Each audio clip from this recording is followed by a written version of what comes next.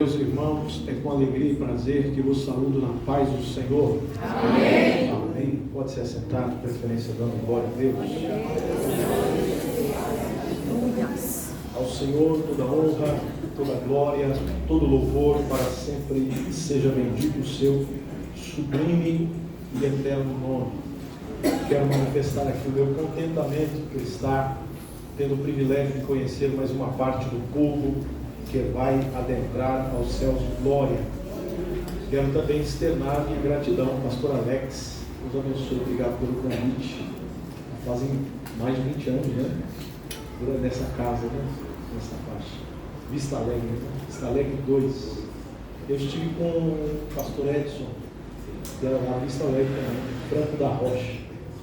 Muito feliz, muito obrigado pela oportunidade, viu? Em nome de Jesus. Deus abençoe todos os obreiros aqui na nossa retaguarda.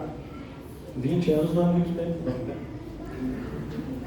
Eu me lembro que naquela época eu tinha 20 quilos a menos. Uma das bênçãos do casamento é essa: casou, engordou. Glória a Deus. Pesava 60 quilos, né? Hoje eu estou com um pouquinho mais. Já estou na faixa dos 90 e tantos. Mas Jesus é bom.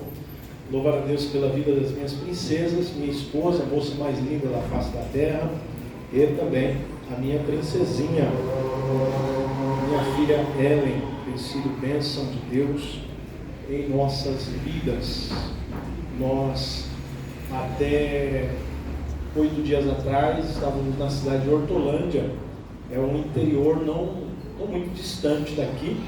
Estávamos cuidando ali do rebanho do Senhor, e aprove ao ministério nos trazer para São Paulo, e estamos à disposição do ministério até dezembro. A bênção de Deus. Quero pedir para os irmãos compreensão se houver alguma tosse aqui.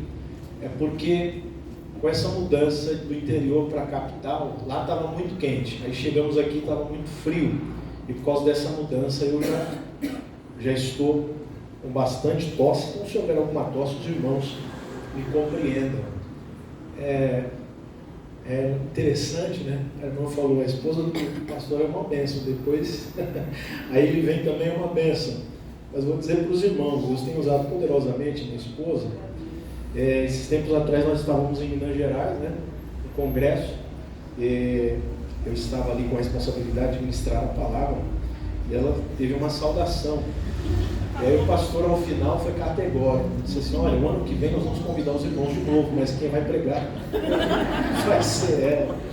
E realmente, esse ano nós voltamos lá. Ela foi a preletora e eu fiquei com a saudação. Jesus é bom. É bom casar com alguém que é mais crente do que você, viu, jovem solteiro?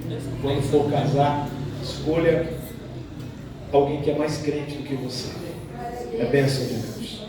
Vamos à leitura da palavra de Deus, capítulo de número 15 da carta do apóstolo Paulo, da primeira missiva aos Coríntios. Primeira carta do apóstolo Paulo aos Coríntios, capítulo de número 15. Glória a Deus.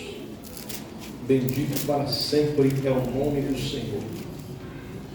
Capítulo de número 15, versículo de número 55. Quem encontrou, diga amém. Amém.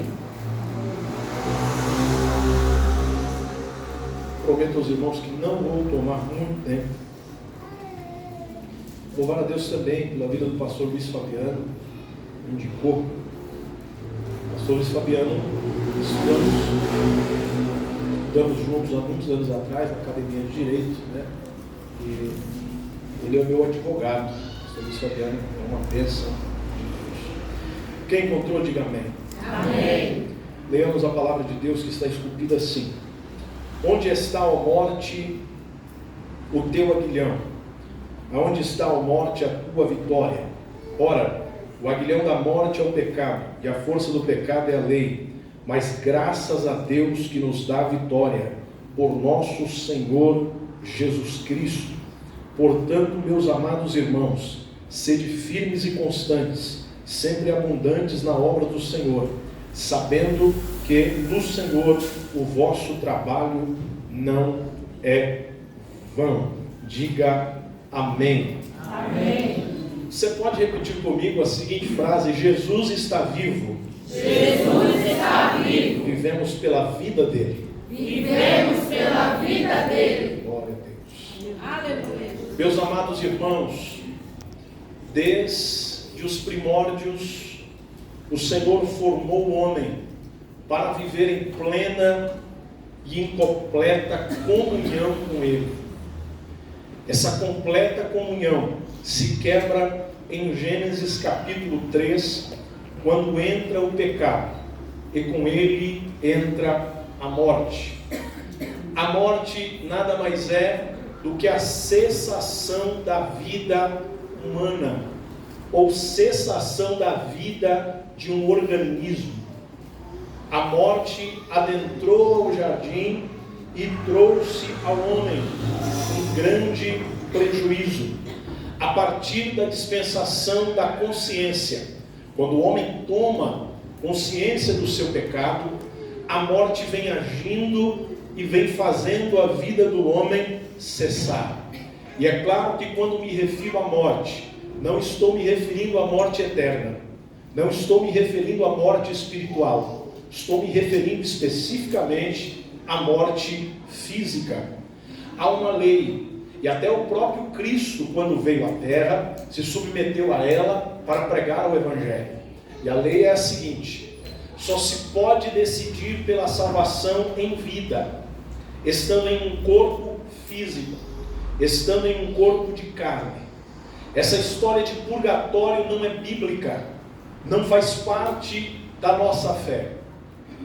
Da mesma forma que só se pode decidir por Cristo, pela salvação em vida, em um corpo humano, só se pode pregar a palavra de Deus em um corpo humano, em um corpo físico.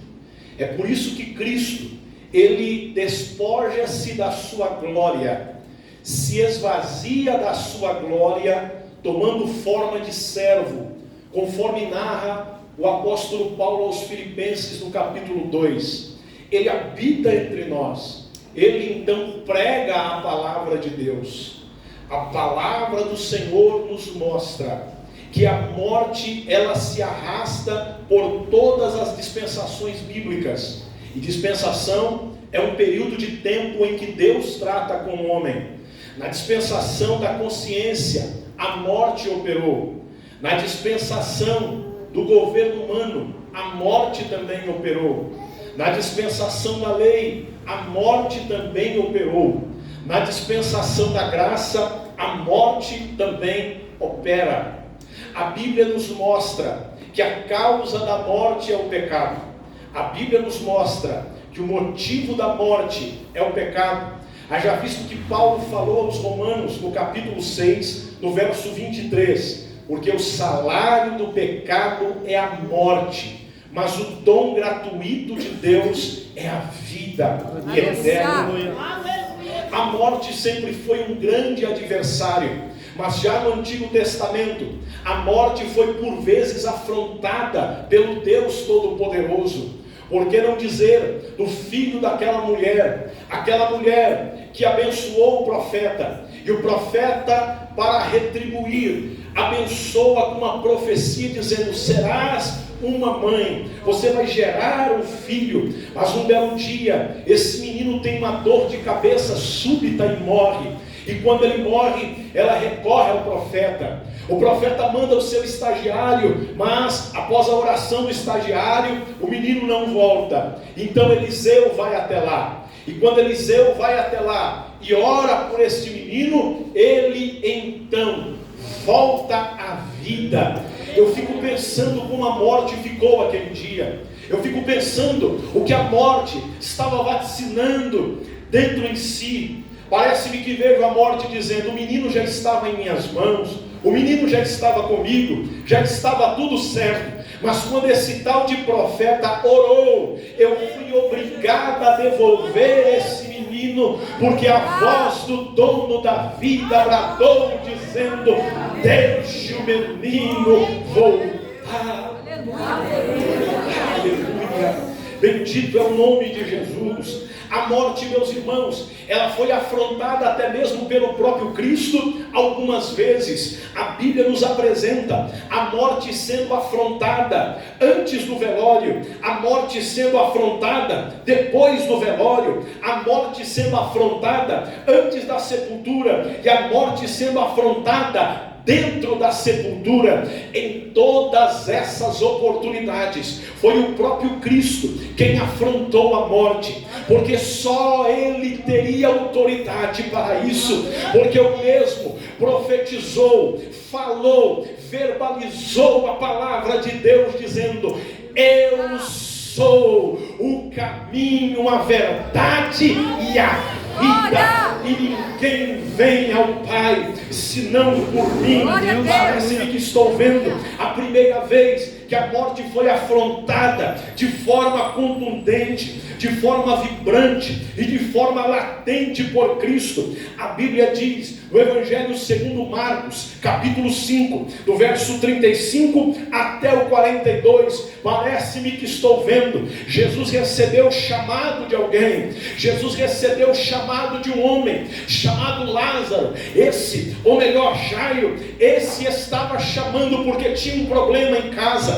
A sua filha estava doente, havia ali uma iminência de morte, havia ali um perigo de morte muito grande. E então foram rápido, chamaram o mestre. Ele foi até o mestre e o mestre disse: vamos até lá. E no caminho ele encontra-se com uma multidão. A multidão vai o oprimindo, e você conhece mais do que eu a narrativa bíblica que diz que a mulher que já havia 12 anos com fluxo de sangue, ela vem por entre a multidão e toca na orla das vestes dele e é curada. Aquela mulher ainda estava viva, a enfermidade foi vencida, mas a Bíblia Sagrada nos mostra que quando Cristo já vai chegando perto da casa de Jairo, alguém já chega com a má notícia: morreu, acabou a esperança. Se ele tivesse chegado antes, a menina não tinha morrido, mas ela morreu. Jesus adentra aquela casa que estava cheia de luto, cheia de tristeza. A morte já havia abraçado aquela menina, a morte já estava com aquela menina, a morte já havia levado aquela menina. Mas aí entra o dono da vida, e quando o dono da vida entra, manda todos saírem. Você que está chorando, saia. Você carpineira, saia. Você fofoqueira, saia. Você que está aí apenas para curiar, para ver como espectador, saia. Aqui eu só quero meu grupo de governo: Pedro, Tiago e João. Jesus era antissocial? Não. É que Jesus tinha pessoas certas, para a hora certa, para o milagre certo, para o acontecimento. Posso falar uma coisa para você? Deus afastou algumas pessoas da sua vida, e não é para te punir, não é para te entristecer, é porque o que Deus tem para fazer é muito grande e nem todo mundo vai entender. É por isso que Deus expulsou.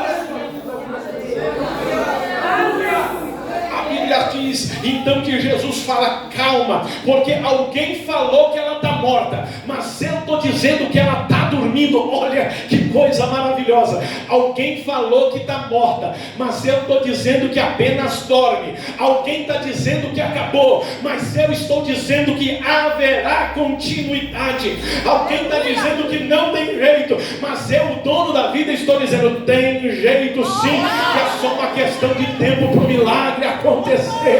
Chegou perto da menina, e quando ele diz: Talita cumi, menina, levanta, ele não estava falando apenas para a menina, ele estava falando para quem estava com a menina nos braços. Parece-me que estou vendo a morte apavorada dizendo: não tem jeito, eu vou ter que liberar essa menina, eu vou ter que deixar ela voltar. Menina, levanta-te, porque eu tenho obra contigo. E a menina voltou. Bendito a Deus. Aleluia. Parece-me que estou vendo as pessoas do lado de fora pensando: ele está ali só consolando os pais, porque daqui a pouco vai ter velório, daqui a pouco vai ter. Prepare as flores, preparem o féretro, preparem o caixão, preparem a urna funerária. Daqui a pouco o velório começa. Onde vai ser enterrada a menina? Daqui a pouco o velório vai iniciar. De repente a porta da casa de Jairo se abre e Jesus sai de mãos dadas com a menina dizendo: não vai ter velório, não vai ter velório, não vai ter velório. Recebe essa palavra: não vai ter velório. gente dizendo, morreu, acabou o teu sonho, mas não vai ter velório, não vai ter velório, não vai ter velório, não vai ter velório, não vai ter sepultura aberta, não vai ter flor para enfeitar caixão, não vai ter caixão, não vai ter tampa de caixão, não vai ter preparação de corpo. Jesus está dizendo, não vai ter velório.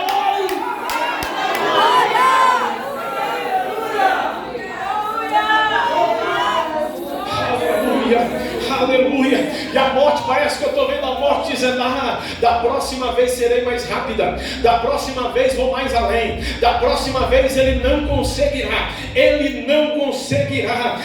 meus irmãos, a morte mais uma vez aprontou das suas, abraçou um rapaz, levou um moço. Esse moço fazia um sentido fundamental na vida da sua mãe, porque a sua mãe já era viúva, e essa mãe já viúva, que está na narrativa do capítulo 7, do verso 12 ao 15, do Evangelho segundo escreveu Lucas. Essa mãe viúva, ela tinha única esperança no seu filho, e depois que o seu filho morreu, o destino dela era apenas duas alternativas de destino. Primeira, ela ia pedir esmola como uma mendiga. Segunda, para sobreviver ela teria que ser uma meretriz, uma prostituta, porque o arrimo de família, o mantenedor da casa, o sustentador era o filho que morreu. Primeiro morre o pai, depois morre o filho, e agora, meus irmãos, Jesus vai chegando a uma cidade chamada Naim, e a morte vai dizendo, fui mais rápida, já teve velório, já acabou o velório, já fecharam o caixão, já taparam o caixão, já tem gente segurando a alça do caixão e já caminhando,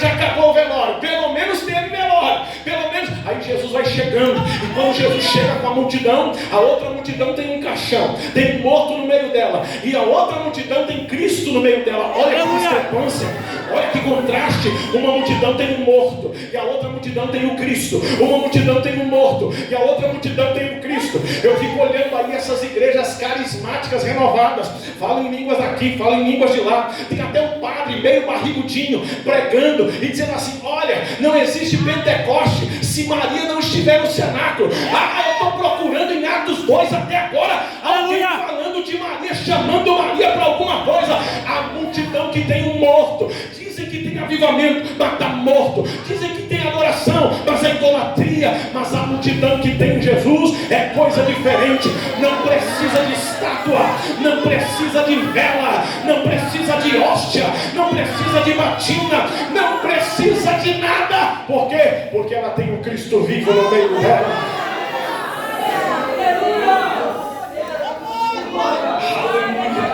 Aleluia. Lá vem trazendo o caixão, lá vem trazendo o caixão. Uma multidão para na frente da outra. Parece-me que estou vendo agora. E quando a multidão para, Jesus vai até a multidão que tem um caixão. A multidão que tem um caixão, e alguém diz assim, olha, a mãe dele é essa aqui, e nós já estamos lá, já estamos a caminho do cemitério, já estamos a caminho do cemitério. Lá já tem um coveiro, já tem a sepultura aberta, só esperando para jogar o caixão dentro. Já teve velório, já apagamos as velas, já tapamos o caixão, o menino está aí morto, a mãe já chorou o que tinha para chorar, as carpideiras também choraram, e o Senhor para de atrapalhar, porque já teve velório e vai ter sepultamento. Mas quando Jesus chegou, ele não foi até o morto primeiro não, porque o morto ele já ia resolver, mas ele foi para tratar quem estava vivo. A mãe chorando, parece-me que eu estou vendo, eu imagino que Jesus chega, passa a mão no rosto dela, limpa a lágrima e diz assim, calma, porque eu vou resolver o teu problema, calma, porque você vai parar de chorar. Jesus vai, toca no esquife. E é a primeira vez que eu vejo um morto na Bíblia falar. A Bíblia diz que o morto sentou e falou. A Bíblia chama de morto. A Bíblia diz o morto sentou e falou. Parece que eu estou vendo a morte dizendo, teve pelo menos velório, e já chega esse Jesus. Quando Jesus coloca a mão no caixão e manda levantar, a morte tem que largar o menino de novo. E quando o menino levanta, a mãe se alegra, e a mãe olha para todos e diz, olha, manda alguém avisar o coveiro lá que não vai ter sepultamento mais, porque meu filho está vivo. Recebe essa palavra.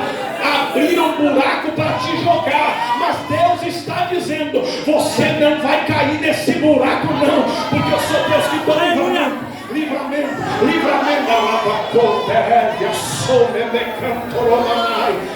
os teus olhos, se você quiser. Segure a sua mão no alto e diga uma palavra de adoração a esse Jesus.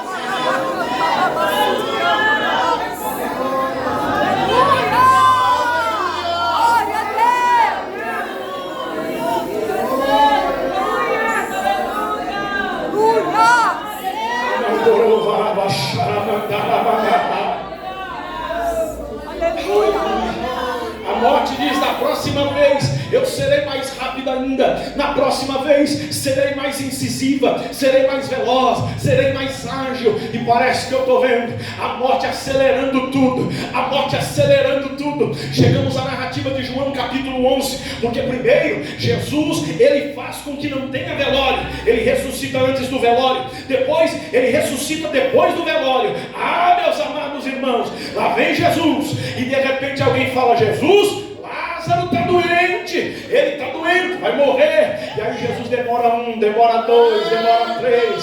Ah, meu Deus do céu, parece que eu estou vendo alguém angustiado, e alguém com ansiedade dizendo: vamos logo Jesus, opera logo, trabalha logo, cura logo, faz logo. E Jesus vai olhando dizendo: não é no teu tempo, é no meu tempo. Aleluia. Não é do teu jeito, é do meu jeito, não é da tua forma, é da minha forma. Quando eu quiser operar, eu vou operar, porque eu sou Deus e ninguém pode me colocar contra a parede. Eu vou repetir: porque Ele é Deus e ninguém pode colocá-lo contra a parede. Vocês estão mais inteirados do que eu do porquê Jesus demorou-se e foi apenas no quarto dia. A realidade é que havia uma crença entre os judeus de que quando uma pessoa morria, o espírito e a alma rondavam o corpo durante no máximo 3 dias. Então, quando o espírito e a alma rondavam o corpo, era possivelmente que ele poderia voltar, provavelmente voltaria. Então, se Jesus vai no primeiro, no segundo ou no terceiro dia e ressuscita Lázaro, alguém ia dizer assim: olha, isso daí não é milagre não. Por quê? Porque o espírito e a alma estavam rondando o corpo aí e voltou, normal, coisa linda, maravilha. Mas eles acreditavam também que depois do terceiro dia, no quarto dia, era impossível da alma e do espírito voltarem para o corpo. É por isso que Jesus demora o primeiro, é por isso que Jesus demora o segundo, é por isso que Jesus demora o terceiro. E no quarto dia, na esfera do impossível, lá vem Jesus andando, lá vem Jesus. Jesus, estamos indo para onde? Estamos indo à casa de Lázaro, porque ele está dormindo, mas eu vou despertá-lo do sono.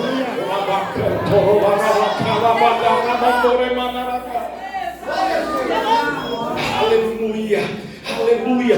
Ele está dormindo, mas eu vou despertá-lo do sono. Ele encontra a primeira irmã de Lázaro, e a expressão é de desespero, a expressão é de revolta. O senhor está atrasado, se o senhor estivesse aqui, o meu irmão não teria morrido. O senhor chegou depois, o senhor chegou muito atrasado. Calma, porque eu sou a ressurreição e a vida, e aquele que crê em mim, ainda que esteja morto, viverá, viverá. Oh, bendito!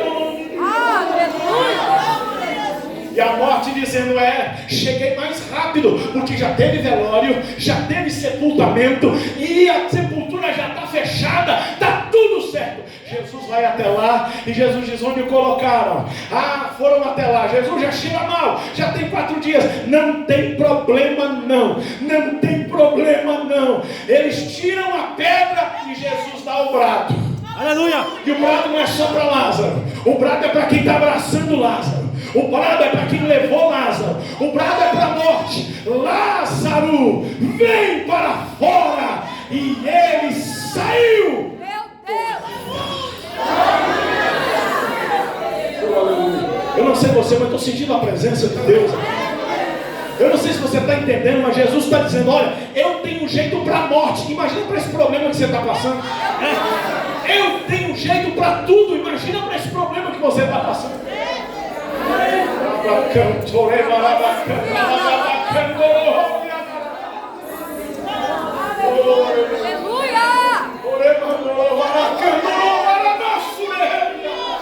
Glória a Deus! Aleluia! Eu me lembro que depois de nós fazermos os exames da minha esposa, nós fomos até o médico. E aí você sabe, hoje em dia não tem quase exame mais de papel. É tudo, os exames vão diretamente para o computador do médico. Aí o médico ficava ali, no computador, aquele barulhinho, e eu olhava para minha esposa, a esposa me olhava para mim, e eu ia ali falando: Senhor, não há de ser nada, Senhor, nós estamos fazendo a tua obra, nós estamos pregando a tua palavra, não há de ser nada, Jesus. Nós dirigíamos uma igreja ali na Brasilândia, e ali, ali na Terezinha, melhor dito, de repente o médico olha para mim, olha para ela e diz assim: olha, tem coisas que acontecem e vocês têm que enfrentar. Aí o médico disse assim: não deu coisa boa não, e você vai ter que operar, vai ter que fazer quimioterapia, vai ter que fazer radioterapia. Meu coração gelou na hora. Quando eu olhei para o lado, ela estava calma e disse assim: tudo bem, vamos lá, tudo bem, vamos lá, tudo bem, vamos lá. Eu disse: meu Deus do céu, que fé da minha esposa. E eu fui falando: Senhor, eu preciso da minha esposa para fazer a tua obra. E eu preciso da minha esposa porque eu a amo. Ela é tudo na minha vida, minha filha precisa dela. Eu preciso, Senhor. E sabe que a paz que Deus colocou no meu coração e no dela foi uma paz tão grande, era como se Deus dissesse assim: olha, está tudo bem. Na verdade, vocês vão passar por esse processo só para fazer culto no hospital. Só para fazer culto no hospital. E toda quarta-feira, depois da sessão de quimioterapia, o que tinha lá? Tinha culto. Lá em plena saúde, nós dávamos as mãos, fazíamos uma oração, cantávamos um louvor, pregávamos uma palavra, e aí a enfermeira aceitou Jesus, e aí o parente da pessoa que estava fazendo o tratamento aceitou Jesus, e ali alguém dizia: ora por mim, me dá uma palavra, lê uma palavra aí, me explica a palavra. Toda quarta-feira era culto. Alguém diz: vai morrer, mas o Senhor vai dizer: não, vai morrer nada, vai fazer culto, vai louvar o meu nome, vai engrandecer o meu nome.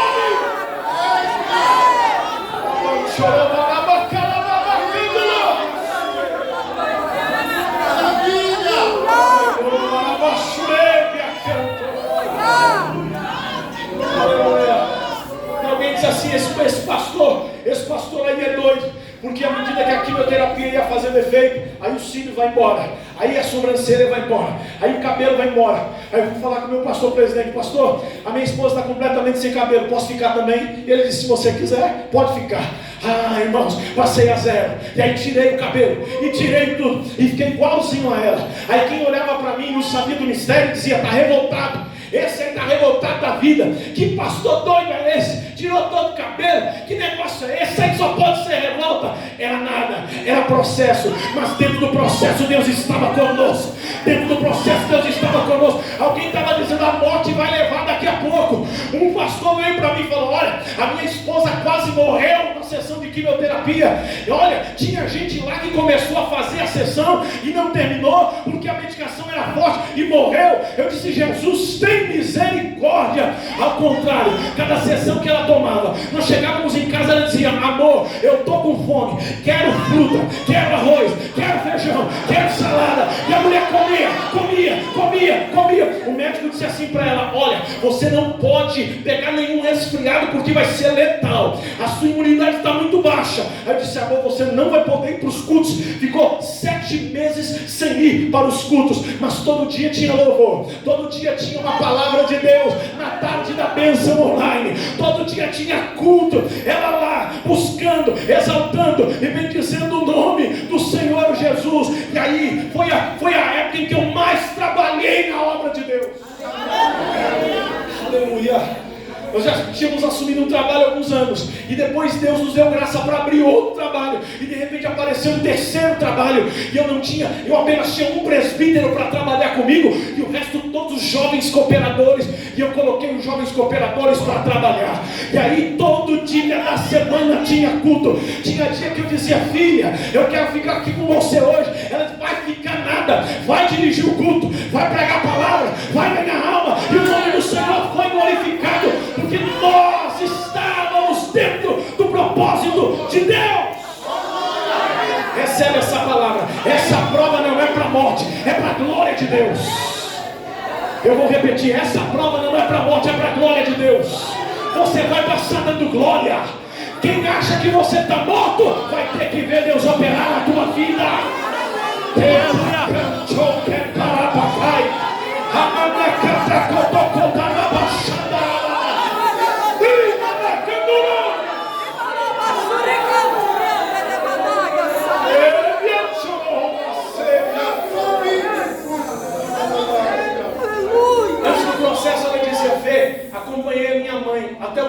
dias dela no hospital. Eu não gosto de hospital, eu não quero hospital, eu não me dou com hospital, eu não gosto de hospital. Aí o que Deus disse? Vou te levar para dentro do hospital e você vai fazer culto lá.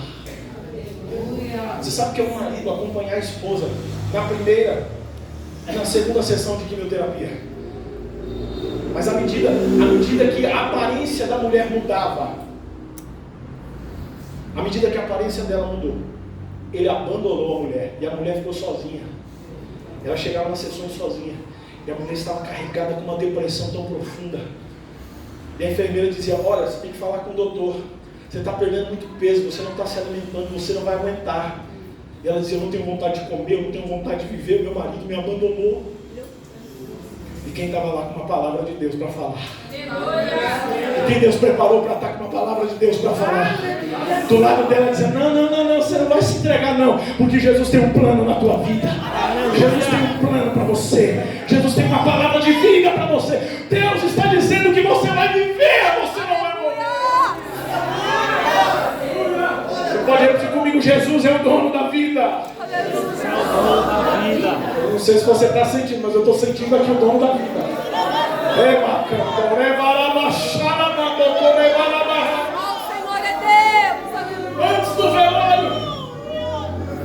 Antes do velório, antes do sepultamento, depois do sepultamento, Ele está na cruz. Ele está na cruz. Aleluia. É sexta-feira. Os homens querem acelerar o processo da morte dele. E aí eles aplicam o que no latim é uma palavra chamada crucifragium. E o crucifragium era uma técnica utilizada para acelerar a morte daquele que está crucificado. Os soldados pediam permissão aos maiorais, pegavam marretas. Eusébio de Cesareia diz que eram aproximadamente 15 quilos. E ali eles quebravam os joelhos, quebravam as pernas na altura dos joelhos dos crucificados. Por quê? Eles estavam assim, em forma de cruz, porque o peso do corpo estava nas pernas. Mas à medida que as pernas eram quebradas, o peso saía das pernas e subia para o diafragma. Em minutos, o crucificado morria sufocado, porque o corpo descia, eles ficavam crucificados em forma de V, e aí eles morriam sem poder respirar. Se lembra de Levíticos? Levíticos diz que Deus não aceita sacrifício de carne sufocada, de carne enforcada. Quebraram as pernas do ladrão da direita. Aleluia. Quebraram as pernas do ladrão da esquerda. Mas quando chegaram para quebrar as pernas de Jesus, não conseguiram quebrar por causa de uma profecia. Uma profecia do Salmo 34 que se cumpriu em João capítulo de número 19. Que a Bíblia Sagrada diz: e estas coisas aconteceram para que se cumprisse a Escritura: nenhum dos seus ossos será quebrado. Aleluia! É por isso que Cristo, Ele não foi martirizado, porque os mártires, eles são perseguidos e são mortos. Cristo não foi um mártir, porque Ele deu a sua vida. Jesus disse: eu voluntariamente dou a minha vida. Pai, a Ti entrego o meu espírito. Está consumado.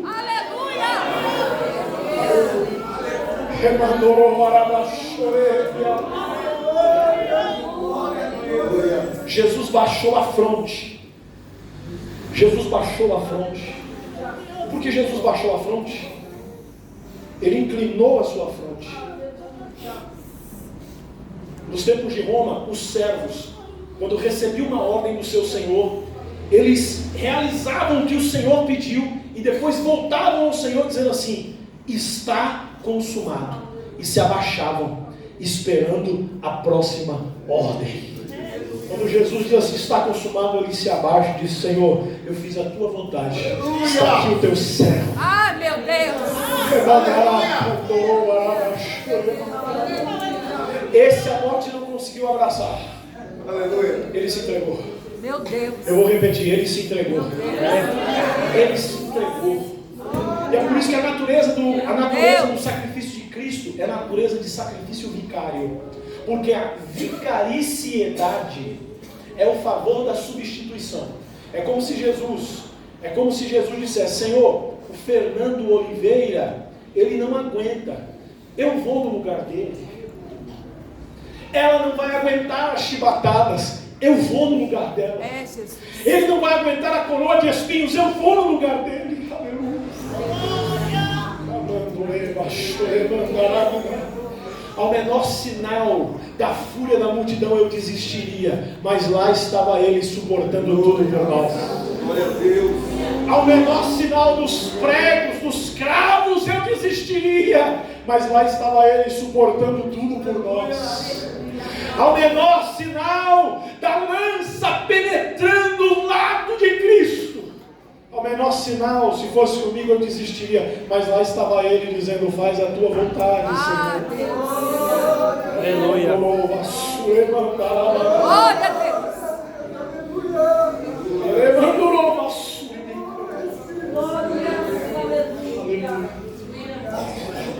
Aleluia. Aleluia. Ele se entregou.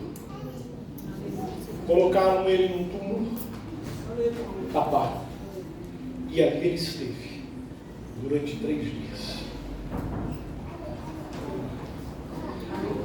Para Jesus ressuscitar, ele tinha pelo menos 4 barreiras a serem vencidas. Quantas barreiras? Vamos lá? Primeira, a morte. Segunda, os guardas. Terceira, a rocha. E quarta, o selo do governador.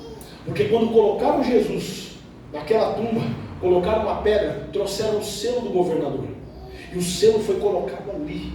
E o selo demonstrava ali uma espécie de interdição. Ou seja, só pode mexer aqui com ordem do governador.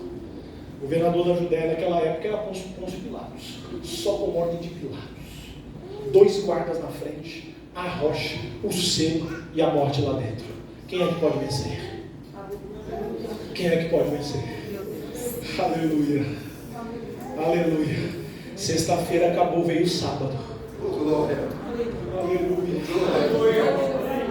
O sábado já estava quase acabando e veio o domingo de manhã.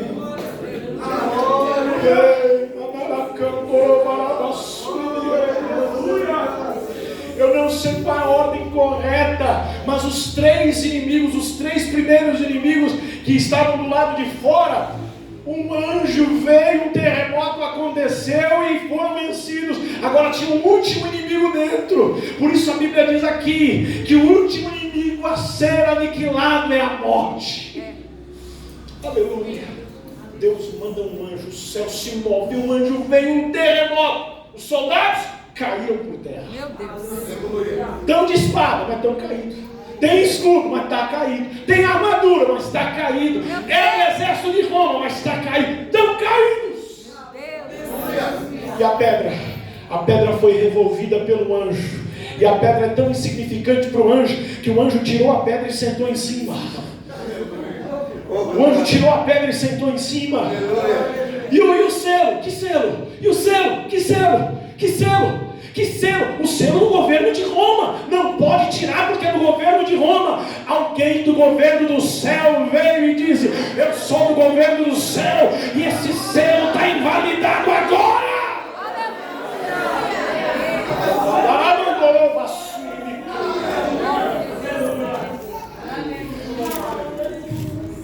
E a morte não teve como segurar. Ele venceu a morte. Ele ressuscitou. Aleluia. A Bíblia diz que o corpo dele foi ressuscitado pela glória do Pai. Você já imaginou, irmão? Um corpo que já está enrijecido pela morte. Um corpo que já tem todas as características cadavéricas necessárias para dizer: certamente está morto. A glória de Deus, ela vem sobre o corpo de Cristo. Eu vou repetir: a glória de Deus, ela vem sobre o corpo de Cristo. Aleluia.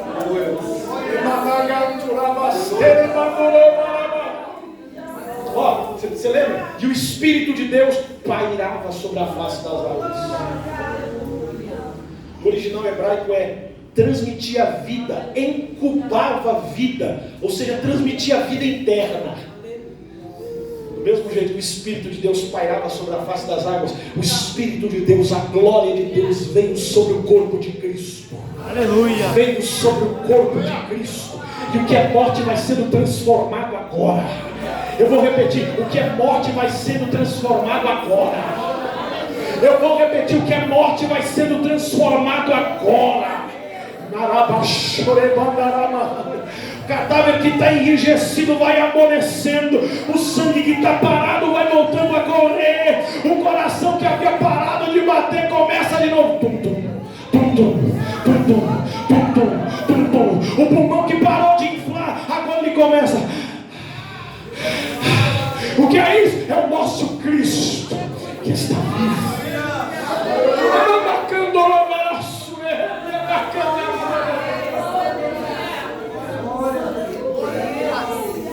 Isso aconteceu com o corpo de Cristo, mas vai acontecer de novo. Repete comigo. Vai acontecer com o corpo de Cristo de novo.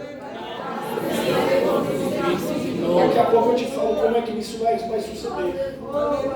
Ele ressuscita. E sempre tem um endemoniado para vir com uma teoria louca, uma teoria luciférica, satânica. Existem várias teorias. A primeira teoria é a teoria do corpo roubado. Alguém disse assim: não! Roubaram o corpo dele. Ele não ressuscitou. Isso é mentira. Isso é mentira. Isso é mentira. Porque havia guardas na porta, havia uma pedra e havia o selo. Quem é que tem poder para derrotar os guardas? Quem é que tem poder para revolver a pedra? Quem é que tem poder para tirar o selo? Se não apenas um ser celestial. Segunda teoria é a teoria do desmaio. Eles dizem que Jesus ficou desmaiado por mais de 36 horas. Mas como pode alguém ficar desmaiado dentro de uma tumba fria, tapada e com vestes mortuárias e com tecidos pesadíssimos em cima de si e todo embalsamado? A terceira teoria é a teoria da alucinação. Quem falou essa teoria disse que os discípulos ficaram tão alucinados com o que aconteceu que eles começaram a ver coisas. Eles começaram a ver Jesus, mas na verdade não era Jesus, era uma alucinação. Aleluia. Mas o psicólogo conseguiu provar que não é possível todas as pessoas ao mesmo tempo terem a mesma alucinação. Aleluia. Jesus está aí. Essa é a última teoria, que é a teoria da troca de túmulo. Alguém disse: não, ele não ressuscitou, trocaram ele de túmulo. Mas como pode? Como pode? Não pode. Jesus está vivo. Aleluia. Eu vou repetir. Eu falei com ele hoje de manhã e hoje à tarde. Ele está vivo. Eu vou repetir: Jesus está vivo. Aleluia. Adolescentes, jovens, Jesus está vivo. Círculo de oração, Jesus está vivo. Companheiros de ministério, Jesus está vivo. Músicos, Jesus está vivo. Você que me ouve aí na sua casa, Jesus está vivo.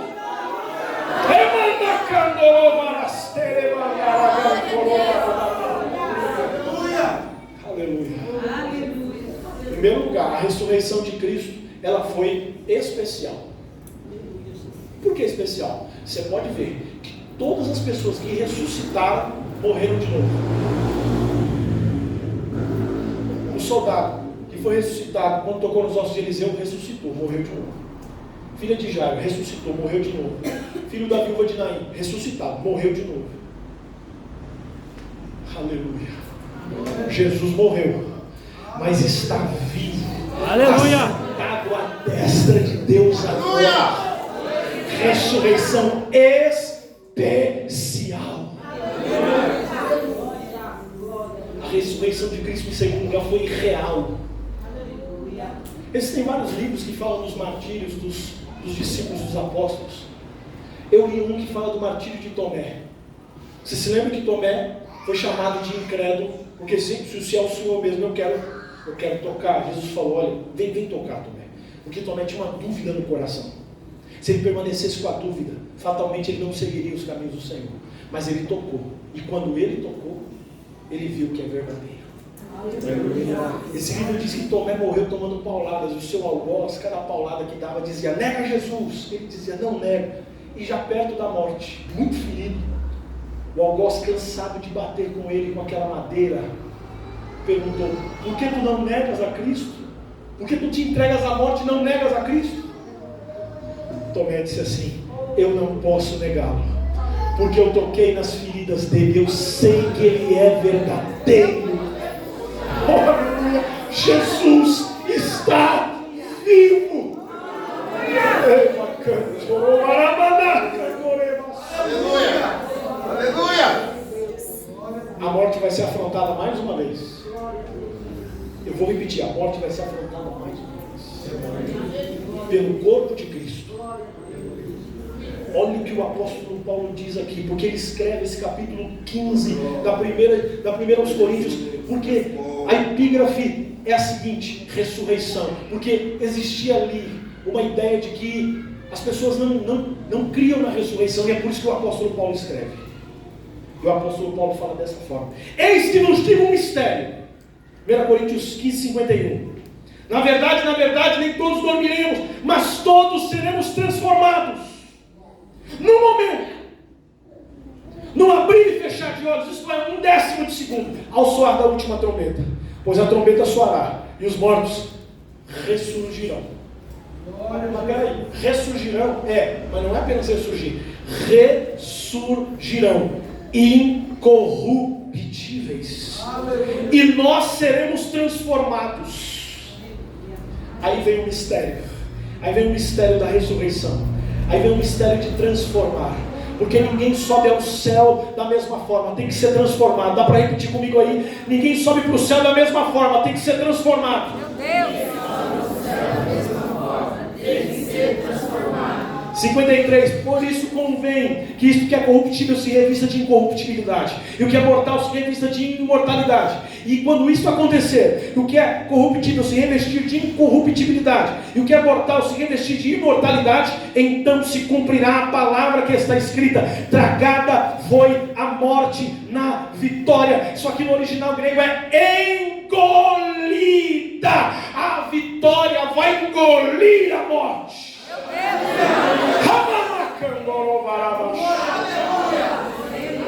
Aleluia! A vitória vai engolir a morte. Tragar, engolir. Eu não sei você, irmão, mas eu estou com uma alegria tremenda aqui, porque isso significa que Deus tem compromisso até com os restos mortais dos crentes. Eu vou repetir: Deus tem compromisso até com os restos mortais dos crentes. Aleluia. Eu me lembro de um testemunho, dessa pessoa que era uma pessoa que mexia com magia negra. Diz que foi ao cemitério porque o demônio mandou ela fazer um trabalho em um corpo que havia sido recém-sepultado, e ela foi escolhendo. De repente ela escolheu ali uma sepultura, e quando ela viu a sepultura, ela ia violar, e o demônio se materializou na frente dela e disse: não toca aí não, porque esse túmulo é de um presbítero da Assembleia de Deus, e esse corpo não pode ser mexido. Eu vou te dizer uma coisa: a trombeta vai soar. Aleluia! Quando a trombeta soar, a primeira coisa a suceder não será na Casa Branca em Washington, não será na Casa Rosada lá na Argentina, não será no Palácio de Buckingham, onde está o rei. Aonde vai ser? Nos cemitérios do Brasil e do mundo. Eu vou repetir: nos cemitérios do Brasil e do mundo.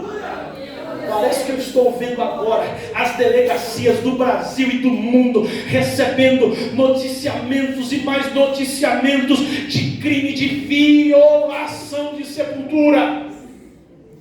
E aí eles vão cruzando as informações e vão dizendo: opa, tem alguma coisa errada aqui. Qual? Há uma ligação entre todas as sepulturas violadas. Qual? A mesma fé. A mesma esperança. A mesma fé. Como a mesma fé? Todos eram crentes. Todos professavam a fé em Cristo.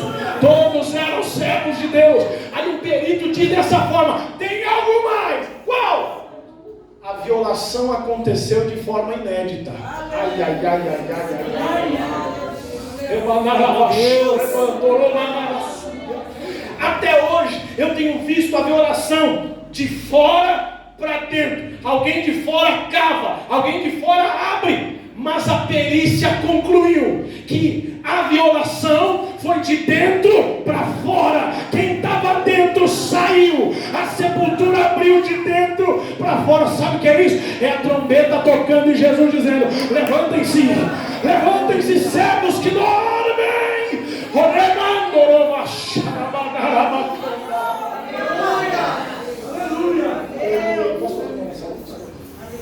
Vamos estar de pé, com a permissão do pastor.